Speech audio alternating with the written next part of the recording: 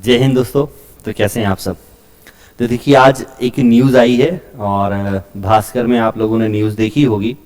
तो उसको लेके सुबह से एक दो बच्चों के मैसेज भी आ गए, फिर कॉल भी आ गए कि सर ये न्यूज़ क्या है, सही है। देखो न्यूज़ तो जो भी है और उसके लिए कुछ थोड़ी सी बातें हैं, दो तीन बातें आपके लिए भी अच्छी हो सकती हैं, एक खबर, और व्यापम के लिए भी अच्छी है खबर। ठीक है, तो न्यूज़ क्या है आप देखोगे। न्यूज़ में व्यापम बेरोजगारों से एकदम दबा के पैसा कमा रही है। व्यापम बेरोजगारों से कमाई, व्यापम ने 10 साल में फीस से कमा लिए 455 करोड़ कमा लिए। बात समझ रहे हो।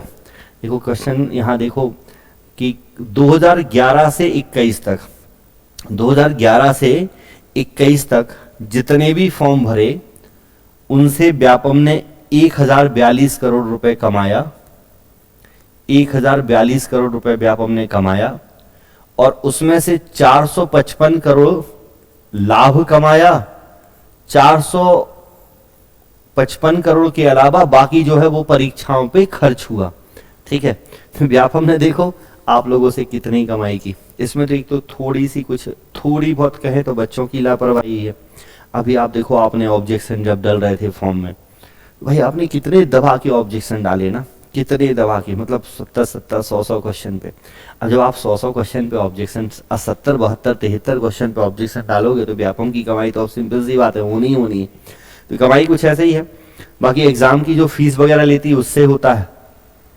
तो एक तो बच्चों की उत्सुकता भी है और हमारे यहाँ में थोड़ा सा सिस्टम भी चीज़ें अच्छी नहीं है कि जब बच्चों से इतना फीस क्यों ली जा रही है, ये कुछ क्राइटेरिया होना चाहिए। तो कोई क्राइटेरिया कमेटी इनके पास है नहीं, व्यापम के पास। कमेटी एक चर्चा करती है और डिसाइड कर लेती कि चलो इस बार इतना पैसा कम है, इतना इस बार ले लो। मतलब कोई फॉर्मूला होना चाहिए ना फीस लेने का, कोई फॉर्मूला इनके पास है नहीं। कमेटी चर्चा करती है और कमेटी फिर डिसाइड कर लेती है कि हम कितनी फीस लेंगे। तो कि व्यापम के पास एक कोई लीगल कोई तरीका होना चाहिए फीस में। जब आप इतना कमा रहे हैं तो बच्चों से इतना पैसा नहीं लेना चाहिए। आप इतना कमा रहे हो तो बच्चों से फिर इतना पैसा नहीं लेना चाहिए। हालांकि ये तो एक न्यूज़ हो गई कि क्या है, और अब उसमें कुछ और इंटरनल कुछ चीज़ें चल रही होंगी अलग अलग तरीके से। अलग अलग जगह व्यापम ने पैसा जमा कर रखा है, वो भी सारी डिटेल इन्होंने दी है कि भाई व्यापम ने कहाँ कहाँ पैसा जमा कर रखा है। तो वो सब जानकारी है। मेन ये है कि ये जो कुछ परीक्षाएं हैं, इन परीक्षाओं के बारे में देखिए आप सब जो भी है, मैं केवल उन चीज़ों के बारे में बात करता हूं जिनमें हम कुछ कर सक रहे हों, जिनके बारे में हम प्रयास कर सकते हैं, जिनको हम सुधार सकते हैं। तो मैं आपको पढ़ा सकता हूं, बेहतर से बेहतर तरीके से आपको कंटेंट दे सकता हूं। आप पढ़ सकते हैं और कम से कम आपकी फीस लगती है तो आप ये तो कर ही सकते हैं कि फीस यदि हम दे रहे हैं तो हम उसमें सफल हो जाएं, रिजल्ट हमारा आ जाए, सिलेक्शन हो जाए, तो फिर कोई बड़ी बात नहीं है वो फीस देना। तो मेन वही है कि आपको पढ़ना चाहिए। तो आप देखो इन परीक्षाओं की तारीख आना बाकी है और ये जो परीक्षाएं हैं ये कोरोना की वजह से अटकी हुई थी। कोरोना की वजह से परीक्षाएं अटक गई थी। आपको पता है सब इंस्पेक्टर की परीक्षा अटकी हुई है, पटवारी की परीक्षा अटकी हुई है, उसके अलावा और भी जो हैं, ठीक है, ये सारी परीक्षाएं जो हैं अटकी हुई है। ठीक है, यदि आप देखो तो आंगनवाड़ी में सुपरवाइजर की जो वैकेंसीज वगैरह होती हैं वो भी सारी आनी हैं और भी काफ़ी सारी वैकेंसीज जो हैं वो अटकी हुई हैं। ठीक है, तो आप सब बहुत से बच्चे परेशान हैं कि सर ये वैकेंसीज आएंगी कि नहीं आएंगी। देखिए मैं आपसे फिर से कह रहा हूँ कि अगला वर्ष चुनावी सत्र है, इस बार वैकेंसी आएंगी। आपको पढ़ना है, आपको बेहतर तरीके से तैयारी करते रहनी है। तो व्यापम ने तो फीस आपसे लेनी ही लेनी है। आप फॉर्म निकलेगा 1000 वैकेंसी या 4000 वैकेंसी होंगी, उस पर 12-13 लाख फॉर्म डलेंगे, उस पर 12 से 13 लाख फॉर्म डलेंगे। तो जब इतने फॉर्म डलेंगे सबका सिलेक्शन तो होगा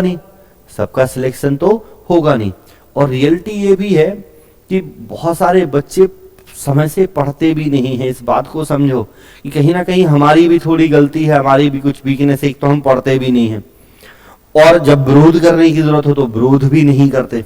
ठीक है, हम हर जगह थोड़े बहुत पीछे रह जाते हैं। अब आप देखो एक छोटा सा वीडियो मैंने जेल प्रहरी के टाइम पे बनाया था कि भाई जेल प्रहरी का रिजल्ट नहीं आ रहा, उस वीडियो में मुश्किल से व्यूज ही 400-500 आए थे, बच्चों ने देखे ही नहीं, जबकि उस टाइम पे बाकी जो पुलिस के पेपर चल रहे थे बच्चे बहुत जुड़े थे।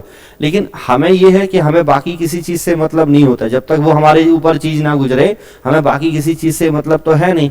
ये समस्याएं चल रही हैं, और जब हम पढ़ ही नहीं रहे, हम इतने सिंसियर नहीं है, तो बाकी क्या करेंगे।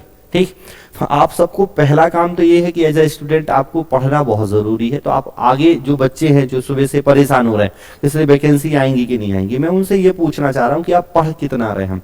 आप पढ़ो, वैकेंसीज तो आएंगी। देखिए अगले साल चुनाव तो इस बार वैकेंसीज आनी है, और अभी ऐसा नहीं कि पीईबी बहुत अच्छा हो गया, लेकिन अभी आप देखो पीईबी ने पिछले 5-6 महीने में जितना जो कैलेंडर दिया था उसके हिसाब से चीजें होती जा रही हैं, और अब ये धीरे धीरे इन वैकेंसीज की चर्चा होने लग रही है।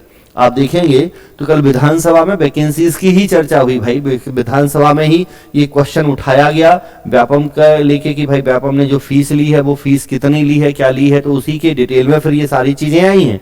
तभी वैकेंसीज की चर्चा होने लग रही है, और जल्द ही नया कैलेंडर भी अपडेट होगा, और जब नया कैलेंडर अपडेट होगा तो उसके अंदर ये सारी वैकेंसीज होंगी। तो सभी वैकेंसीज आनी है। आप जिस भी एग्जाम की इंतजार में हैं उस इंतजार के साथ आप उसकी तैयारी में भी लग जाओ, केवल इंतजार में मत रहो, क्योंकि आपको वैकेंसी जब आएंगी तो बहुत थोड़ा सा समय मिलेगा, बहुत थोड़ा समय मिलेगा, 25, 30, 50 दिन ज्यादा से ज्यादा, इससे ज्यादा दिन आपको नहीं मिलने वाला नोटिफिकेशन से पेपर तक के बीच में।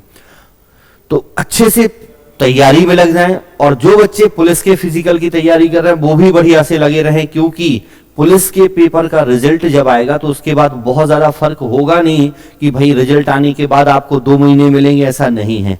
2017 में जब रिजल्ट आया था, रिजल्ट आने के बाद बहुत थोड़े से ही दिन मिले थे आपको, और उसके बाद आपको दौड़ने के लिए बुला लिया गया था। तो जो पुलिस के लिए तैयारी कर रहे हैं खासकर जो बच्चे, और वो यदि ढील डाल रहे हैं तो ढील मत डालो, रिजल्ट आने के बाद बहुत ज्यादा समय नहीं मिलेगा, और रिजल्ट कभी भी आ जाएगा अचानक से। ये महीने में आखिरी में या अगले महीने की शुरुआत में रिजल्ट आपको हो सकता है मिल जाए, अप्रैल के पहले वीक में रिजल्ट आपको मिल जाए। तो आप फिजिकल अपनी तैयारी बहुत स्ट्रांग रखो, ताकि चीजें जब जैसे ही रिजल्ट आए आपके पास जैसे ही समय हो आप कर पाओ। ठीक है, तो ये आप सबको ध्यान रखना है, और आपको पढ़ाई करनी है। ये वैकेंसीज के बारे में जो पूछ रहे थे तो मैं आपको बता दूं कि देखो पटवारी भी है, सब इंस्पेक्टर भी है, फॉरेस्ट भी आने वाली है।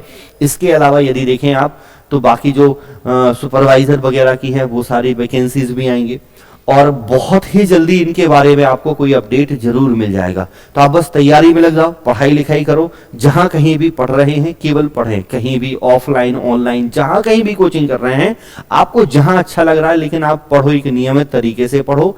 लेकिन जहां कहीं भी पढ़े बस ये देखें कि जो कंटेंट आप पढ़ रहे हैं वो कंटेंट में दम है कि नहीं, क्योंकि अब पेपर जब होगा तो पेपर का स्तर बहुत अलग होगा। आप पिछले बार से अब पेपरों की तुलना नहीं कर सकते। पीईबी के अभी पिछले सारे पेपर उठा लो, पीईबी का ग्रुप अभी जो पुलिस का पेपर हुआ वो उठाओ, वर्ग 3 का जो पेपर हो रहा है वो उठाओ। आप देख रहे हैं ये पिछले पेपर से बहुत अलग है, बहुत लेवल ज्यादा है, बहुत सारी चीजें हैं, डीप में पूछ रहा है, कंटेंट अपडेटेड कंटेंट होगा, कोई पुराना कंटेंट यहाँ काम नहीं कर रहा। तो आप जहां कहीं भी पढ़ रहे हैं आप ये देखो कि भाई कंटेंट में दम है कि नहीं है, जो सामने वाला पढ़ा रहा है वो आपको कंटेंट सही दे रहा कि नहीं दे रहा, आपको पूरा चीजें पढ़ाई जा रही कि नहीं पढ़ाई जा रही, ये जरूर देखें, क्योंकि लास्ट में फिर ये पछतावा न रह जाए कि सर हमने 3-4 महीने पढ़ा। आप 6 महीने पढ़ रहे हैं, आप कोई काम तो कर रहे हैं, लेकिन आप उस काम को एक सही तरीके से नहीं कर रहे, आप बस करे जा रहे हैं, बाद में रिजल्ट नहीं आया तो आप ये कहो कि सर हमने मेहनत तो बहुत की थी। लेकिन मेहनत अकेले से चीजें नहीं होती, सही डायरेक्शन में मेहनत होनी चाहिए ना। सही डायरेक्शन में आपने हथौड़ी मारनी है कुछ तोड़ने के लिए, अब आप हथौड़ी कहीं भी चलाए जा रहे हैं, आप बोले सर हम कब से हथौड़ी मार रहे हैं। भाई सही डायरेक्शन में, सही जगह, सही स्पीड के साथ हथौड़ी लगेगी तो चीजें टूटेंगी। तो आपको वही करना है। तो ये देखें कि कंटेंट आप जो पढ़ रहे हैं वो कंटेंट अच्छा है या नहीं है। चीजें आप रेगुलरली करते रहिएगा। वैकेंसीज अगले 5-6 महीने के अंदर ये सारी निकलेंगी, 4-5 महीने ही हैं। यदि आप मेरे साथ जुड़ना चाहो तो आप सबको पता है कि होली का महा ऑफर चल रहा है, होली का धमाका महा ऑफर चल रहा है, जिसमें आपको सभी एग्जाम की सभी कोर्सेज पर फीस है। आप चाहे तो मैथ्स रीजनिंग का स्पेशल बैच ले सकते हैं, एमपीएसआई स्पेशल बैच ले सकते हैं, पटवारी का, फॉरेस्ट का, पीईबी फाउंडेशन का, इंग्लिश स्पेशल बैच ले सकते हैं, हिंदी का, कंप्यूटर स्पेशल बैच आप ले सकते हैं। यही सारे 8 सब्जेक्ट पीईबी की किसी भी पेपर में पूछे जाते हैं। इन सब की फीस वैसे ये है। बाकी अभी आप देखो फीस बहुत कम है, मैथ्स रीजनिंग की 840 है। आप एमपीएसआई का बैच लेते हैं तो 1500 का ही है, आप पटवारी का लेते हैं तो 1500 का है, फॉरेस्ट का लेते हैं तो 1350 रुपए का है, पीबी फाउंडेशन बैच लेते हैं तो केवल 2000 रुपए का है। 2000 रुपए में आपको 8 सब्जेक्ट मिल रहे हैं और 1 साल की वैलिडिटी है इन सभी कोर्स की। यदि आप इंग्लिश स्पेशल लेते हैं तो मात्र 399 में, आप यदि हिंदी स्पेशल लेते हैं तो भी आपको 399 में, आप यदि कंप्यूटर स्पेशल लेते हैं तो भी 399। तो बहुत कम फीस है, साल भर की फीस है जिसमें आपको ये पूरे कोर्स मिल जाएंगे। तो आप चाहें तो उसके लिए जुड़ सकते हैं। नीचे मेरा जो नंबर है आप इस पर क्वेरी कर सकते हैं, आपको कोई डाउट है तो आप इस नंबर पे पूछ सकते हैं मेरे से। बाकी होली 70 कोड यूज करके आप डिस्काउंट को ले सकते हैं, ठीक है। बाकी पढ़ते रहिएगा, सभी के लिए वैकेंसीज तो आएंगी, बस आप ये देखो कि आपकी तैयारी कितनी है। बाकी पीबी तो दबा के पैसा कमा ही रहा है, पीबी दबा के पैसा कमा ही रहा है। आप फॉर्म भर के केवल पैसा देते रहेंगे तो उसमें तो घाटा आपके ही है कि आप बस फॉर्म भर रहे हैं, पैसा देते जा रहे हैं। तो आखिरी समय में फॉर्म भरना है तो पहले से उसके लिए तैयारी भी रखें। बाकी मिलते हैं नेक्स्ट वीडियो में किसी नए अपडेट के साथ। Thank you, all the best.